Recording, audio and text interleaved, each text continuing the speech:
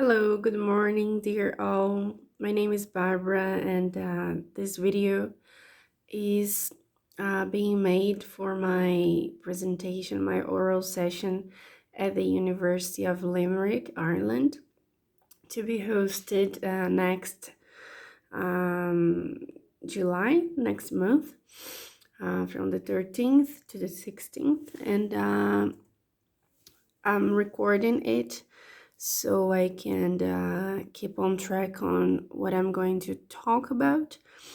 The title of my presentation is it's based on a study entitled Human Being Represented on Google Books, a research based on corpus linguistics in light of age groups.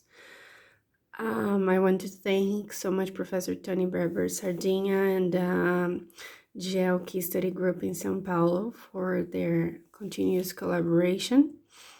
The main objective of my study has been to investigate some age groups or representations based on age. In the beginning, it has been focused on lexical MD, and these are the main groups.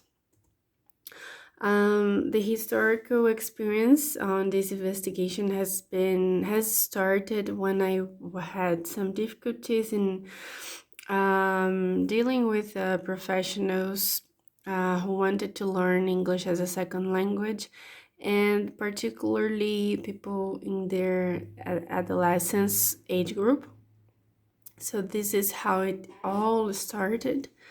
I'm going to be a little bit fast because I don't have enough time, so I'm going to go through the slides and I can go back when this session takes place live, okay? So these are the suggested path to get started with the research. We have been verifying these cultural representations. For example, what does it represent to be young? What does it represent to be old, to be a teen or a teenager, to be a kid or a child? From the corpus linguistics perspective, we based ourselves on the concept from Stubbs when he mentions the way recurrent ways of talking do not determine our thought, or how does it actually provide familiar and conventional representations of people, and how does it work when it is transformed in a crystallized idea or when it is filtered. The next slide is a small organization on how I'm going to introduce the subject and talk about it. Okay, so this is the words listed for this study. So as I mentioned before, we had names since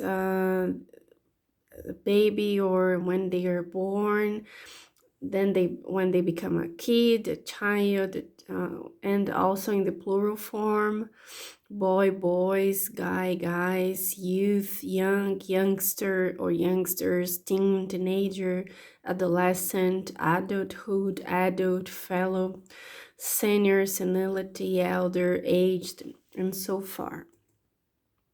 This is the method that we use to get started with the study. So I listed words which were classified into verbs, nouns, and adjectives.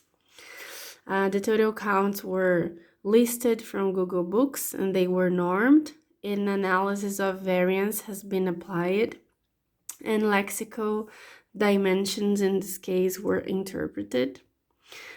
These were my research questions throughout the study. I'm going to talk about it in the day of my presentation. This is the theoretical reference that I used, the main one. I based myself on this main thought on semantic field, on fields that are determined by a subject matter and the cycle of it, and the common semantic property applied and used also in my study.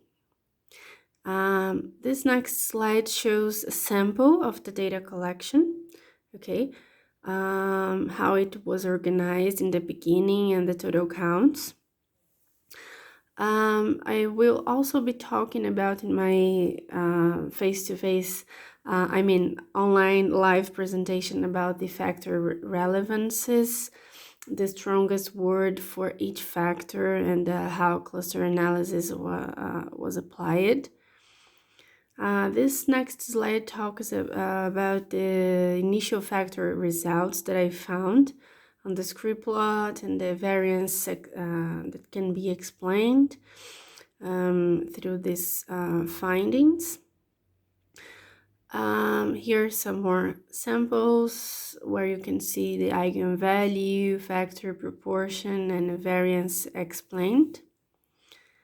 This is another print screen from the results that I got on the variance explained by each factor. Some other variables found according to the age groups. This is another sample right after I applied the ANOVA analysis in SAS. And the procedure, the class level information. So factor 1 in this research was named as friendship and relationships. And this is the distribution of it. Mainly found in the 1940s and 1950s. Factor 2 has been applied on female sexuality, and the word girl was the main one during the 70s. Factor 3 talks about social or how to socialize personality in a community, and male words were found in here, mainly the word boys in the plural form, of course, and during the 1940s was the main distribution of this factor. Factor 4 mentions correlation on age groups, and the word boy in singular form has been found also on the 1940s.